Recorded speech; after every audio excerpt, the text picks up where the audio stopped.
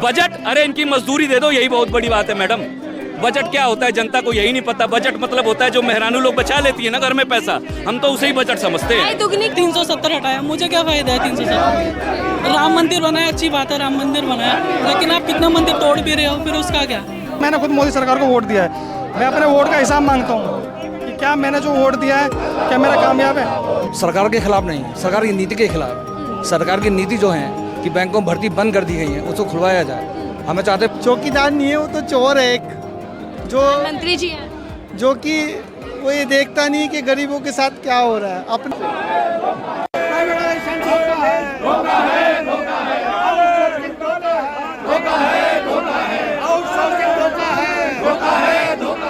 इस वक्त मैं दिल्ली के जंतर मंतर पर मौजूद हूँ और जहाँ आज भारत बंद की तस्वीरें साफ दिखाई दे रही हैं।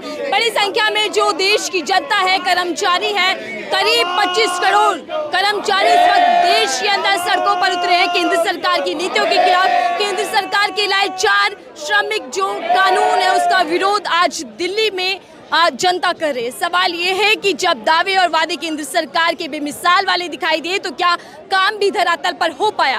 और अगर जनता देश की सड़कों पर है तो फिर क्यों केंद्र सरकार ये बखान कर रही है कि बेमिसाल के साथ साथ गरीब जनता के अच्छे दिन आ चुके? मेरे साथ जनता मौजूद है, उनसे समझते हैं कि क्या कुछ कहना है। सर, इस बड़े प्रदर्शन आप लोग आज दिल्ली के जनता मंतर पर कर रहे हैं, लेकिन केंद्र सरकार के खिलाफ क्यों सड़कों पर आना पड़ा? पहला सवाल तो ये। मैडम, घर में ना अब रोटी खत्म हो गई है, अनाज खत्म हो गया है। खाने के लिए अगर फ्री चावल और आटा जो दे रहे हैं ना, वो बिल्कुल बकवास है, कुछ भी नहीं है। घरों में रोटियां खत्म है, मजदूरों को प्रॉपर मजदूरी नहीं मिल रही है।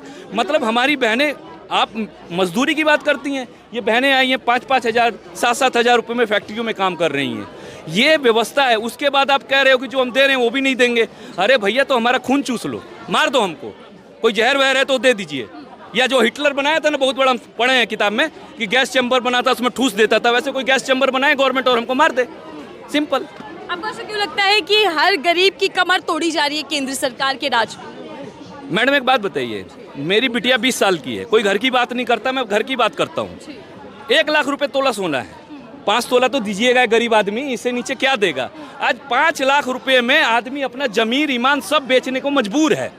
ये गवर्नमेंट ने दिया है। घर में पैसा नहीं है किसी के भी, बिटिया को बड़ा कर दिया, जा बेटी अब कमा।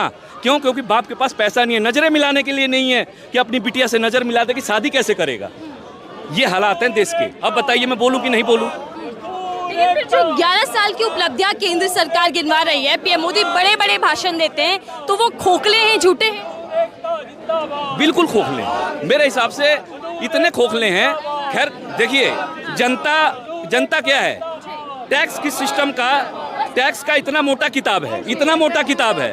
वो क्या करता है? हमसे लेता है, खाली लेने का काम है, देने का क्या कोई है ही नहीं। अरे वो किताब कम कीजिए और देने वाला किताब बढ़ाइए। सरकार, आप तो पता नहीं कौन सा किताब लेके आ जाते हो। सीए हमें जमा घटा गुना भाग इतना आता है, इसके अलावा कुछ आता ही नहीं। अब क्या करें? देश की जनता के लिए बजट नहीं दिया जा रहा सही तरीके। बजट, अरे इनकी मजदूरी दे दो, यही बहुत बड़ी बात है मैडम। बजट क्या होता है जनता को यही नहीं पता। बजट मतलब होता है जो मेहरानू लोग बचा लेती है ना घर में पैसा, हम तो उसे ही बजट समझते हैं। दुगनी का वादा बीजेपी सरकार ने किया। दुगना? अब सोने का रेट कम कर दो, हमारी इतनी कंप्लेन है, हम अपनी बिटिया की शादी कर देंगे। आप मजदूरी की बात नहीं करती, आप कुछ भी नहीं करती, आप कुछ कर ही नहीं रही है। आप गवर्नमेंट कुछ नहीं कर रही है, सिर्फ हमारे को चूस रही है। और तो और अब देखिए, रेडी पटरी वालों को हटाया जा रहा है। क्यों हटाया जा रहा है? क्योंकि इनका ऑनलाइन बिजनेस चल जाए। हमारी एक बार ये आदत पड़ गई तो ऑनलाइन काम करेंगे, ये है। अगर मैं जानूं कि 11 साल में सरकार ने कुछ किया भी है, केवल और केवल झूठा डंका बजा किया होगा? गरीबों के लिए कुछ नहीं किया, गरीबों के लिए कुछ नहीं किया। भाई साहब, हमारे को क्या लेना देना? वो एक बुलेट ट्रेन हमको क्या मतलब?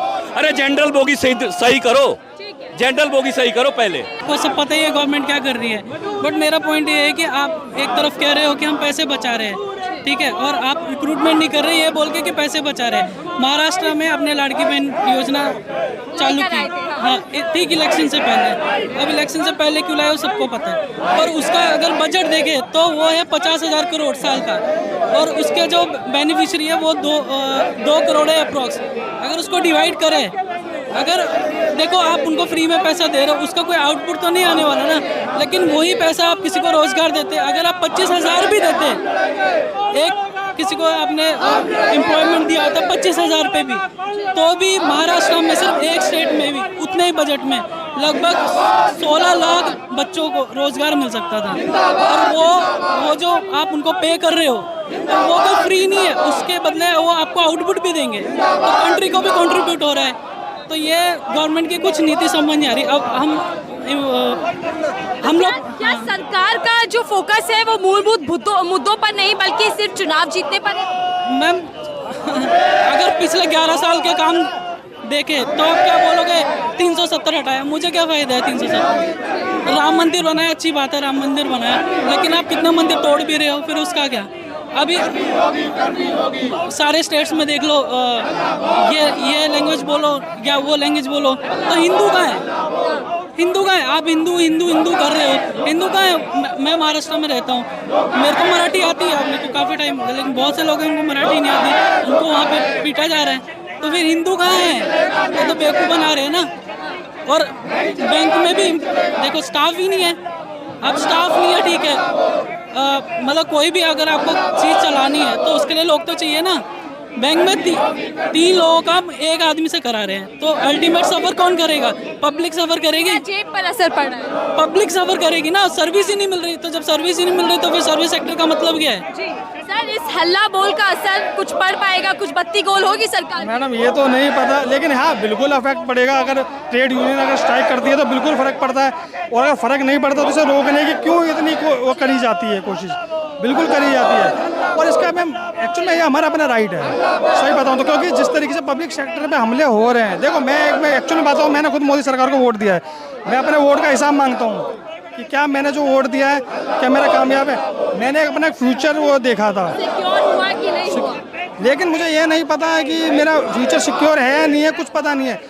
सब चीज़ प्राइवेटाइजेशन की तरफ जा रही है। बैंक में इतनी शॉर्टेज है कि एक बंदे से 4 बंदों, बस हमें पोछा लगाना बाकी है, हम क्लरिकल स्टाफ होकर पोछा लगाना बाकी रह गया। और सरकार जब काम करती है तो दावे खूब करती है। सर, देश का और देश की जनता का भविष्य क्या देख पा रहे हैं? 11 साल बीजेपी को हो चुके हैं, कुछ काम हुआ, विकास हुआ कुछ देश में? मैम इकोनॉमिक पॉलिसी पे बिल्कुल फेल हो रहा है।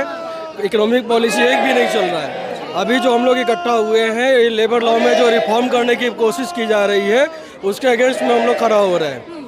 बैंकों में रिक्रूटमेंट बिल्कुल बंद है, एक आदमी के ऊपर 10 आदमी का काम थोपा जा रहा है। हम चाहते हैं बैंकों में अधिक से अधिक रिक्रूटमेंट हो, इसके लिए हम लोग इकट्ठा हुए हैं।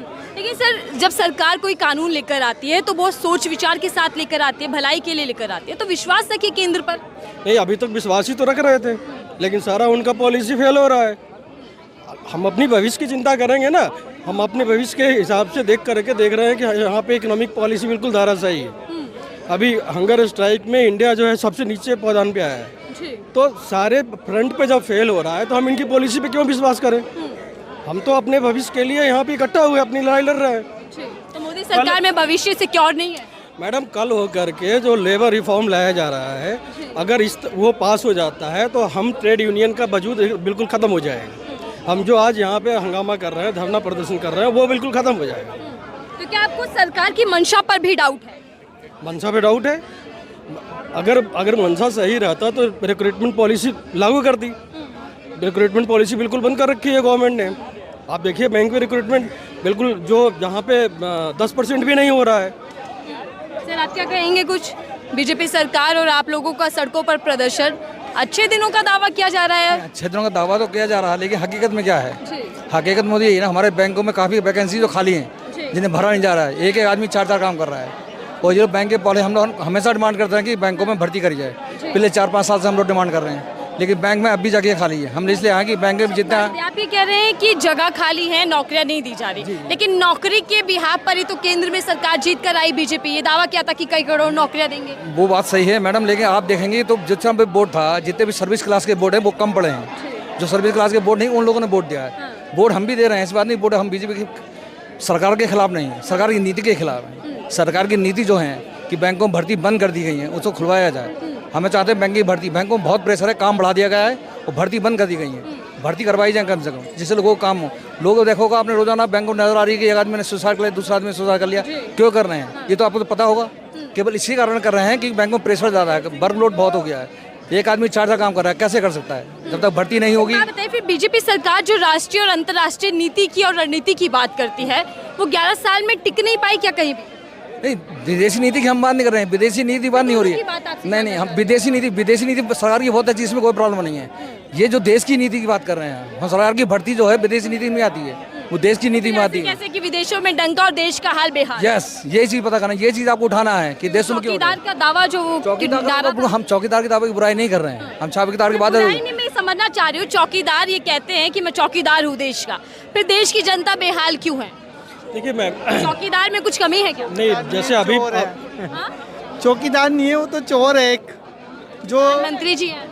जो कि वो ये देखता नहीं कि गरीबों के साथ क्या हो रहा है, अपने भलाई के लिए देखता है। पेंशन उनको ऑथराइज है, अगर वो एक दिन के लिए भी कोई मंत्री बनते हैं, कोई विधायक बनते हैं, तो उनके लिए पेंशन ऑथराइज हो गई। हमारे लिए कोई नहीं, जनता के लिए कुछ नहीं, अपने लिए सारा कुछ। खत्म करो पहले सारे विधायकों की और जितने भी ये मंत्रालय हैं इनकी पेंशन खत्म होनी चाहिए, बाद में आम पब्लिक की पेंशन खत्म करें तब समझ में आता है। अपने ऊपर कुछ लागू नहीं होता, दूसरों के ऊपर लागू कर देते हैं। लेकिन आय दुगनी हो जाएगी, ये भी तो वादा किया था आप लोगों से। आय दुगनी हुई कब है?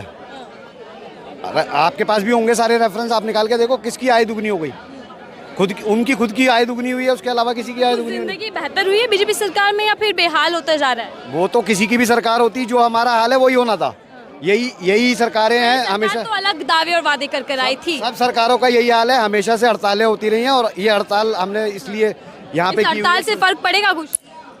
फर्क पड़ना चाहिए, क्यों नहीं पड़ना चाहिए, फर्क तो पड़ना चाहिए। एक दिन की इकोनॉमी पे आप देखो बैंक की स्ट्राइक से क्या फर्क पड़ता है। हाँ बिल्कुल, और देखिए देश भर में जब कर्मचारी सड़कों पर आ जाए तो जाहिर तौर पर सिस्टम पर पूरा फर्क पड़ जाता है और हड़ताल के मायने बदल जाते हैं। बहरहाल इस रिपोर्ट को लेकर आपकी क्या राय है बताइएगा कि आखिरकार देश की जनता जब एक के बाद एक मुद्दे और कानून को लेकर परेशान है तो फिर क्यों मोदी सरकार अपनी डंका बजा रही है और क्यों ये दावे कर रही है कि हमने 11 साल में देश का नक्शा बदल दिया। इस रिपोर्ट को लेकर आपकी क्या राय है साझा कीजिएगा।